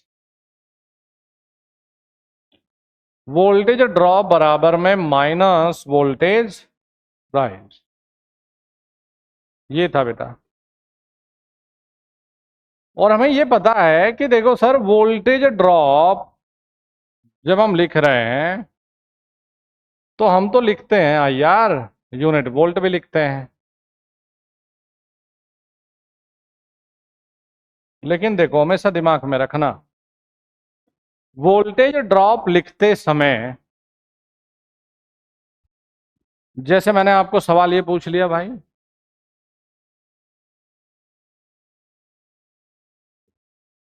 ये यहां पर बच्चों 2 एम्पियर है। मैंने कहा जी वी का मान वोल्टेज ड्रॉप बतानी है अगर ये 5 ओम है। 10 वोल्ट, वेरी गुड। तो वी का मान आई आर 2 गुना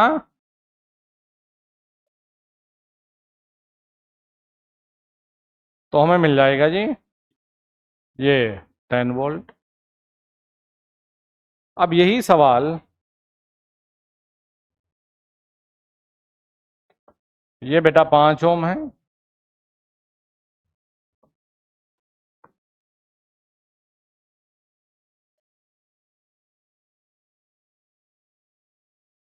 हमेशा ये याद रखना है कि करंट वोल्टेज ड्रॉप लिखते समय current always enter with positive sign. Voltage drop को लिखते समय क्या ध्यान रखना है कि सर करंट हमेशा पॉजिटिव से एंटर करें। और बच्चों अगर करंट इस डायरेक्शन में 2 एम्पियर है तो इस डायरेक्शन में माइनस के 2 एम्पियर। हमें सिर्फ ये ध्यान देना है। आपने कहा सर इसमें हम गलती कर ही नहीं सकते, हमें वोल्टेज ड्रॉप इस हिसाब से लिखनी है कि करंट पॉजिटिव से अंदर जाए। तो हमने कहा सर फिर अंदर अगर भेजना है तो ये तो माइनस के 2 एम्पियर है, इसलिए V बराबर 5 गुणा -2 माइनस के 10 वोल्ट। लेकिन जरा यहां ये देखो अगर एग्जामिनर वोल्टेज ड्रॉप नहीं पूछ रहा है, आपको एग्जामिनर कह रहा है बेटा वोल्टेज राइज बताइए, तो देखो वोल्टेज ड्रॉप कितना निकाला 10, वोल्टेज राइज लिखते हैं माइनस के वोल्टेज ड्रॉप, तो ये कितना आ जाएगा माइनस के 10 वोल्ट। और अगर यहां वोल्टेज राइज लिखना है तो बेटा 10 वोल्ट। तो वोल्टेज ड्रॉप लिखते समय धारा को हमेशा पॉजिटिव से एंटर करवाना है। ठीक है जी। तो एसएससी में सवाल आया और बच्चों से नॉर्मल सवाल पूछा कि वोल्टेज ड्रॉप लिखना है 10 वोल्ट 10 वोल्ट 10 वोल्ट, ये देख लो कि किस टर्मिनल से एंटर है और कहां से आपको एंटर करवाना था। तो ये वोल्टेज ड्रॉप और वोल्टेज राइज का कॉन्सेप्ट होता है, आपको आना चाहिए, आपके दिमाग में ये होना चाहिए बेटा। कल आपकी क्लास का जो समय है 17 जुलाई से, 17 है ना कल, 17 से 21 तक वो रखेंगे 3 बजे से लेकर 5 बजे तक। जैसे ही आपकी ये फंडामेंटल ऑफ एसी में ये बेसिक फंडामेंटल की मैं शुरुआत करूंगा तो आपके जो ये नोट्स है ये ट्रांसलेट हो गए आपको हिंदी में भी मिलने लग जाएंगे। और वैसे मेरी हिंदी बहुत बढ़िया क्योंकि मैं आईटीआई वालों को भी पढ़ाता हूँ, तो अगर कोई बच्चा मुझे वैसे भी कहेगा कि सर इसे बोल दो हिंदी में तो मैं बहुत कंफर्टेबल हूँ हिंदी में भी। तो अपना जो एडमिशन की प्रक्रिया है उसको अपना फॉर्म वॉर्म जो भी आपको भरना है उसको भरिए, ज्वाइन करिए और मिलकर मेहनत करनी है। 95% रोल आप ही का है, 5% दिशा निर्देश भाई हमारे हैं, लेकिन वो 5% के बिना वो 95% बेकार है। तो एक सही डायरेक्शन के साथ और उचित दिशा में अपना मेहनत करिए, रिजल्ट सकारात्मक जरूर रहेगा। Thank you very much and all the very best. कल मिलते हैं बेटा 3 बजे। पीछे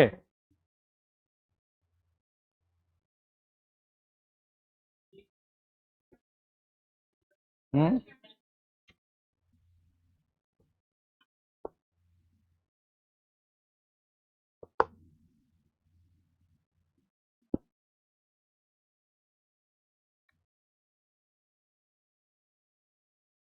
हो गया, हो गया जी।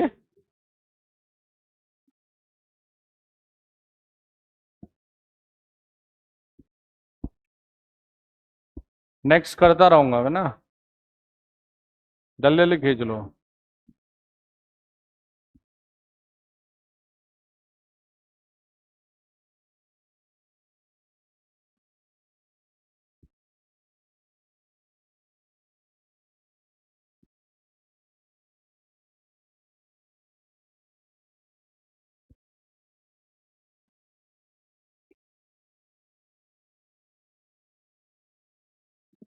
हो गया, चलो जी।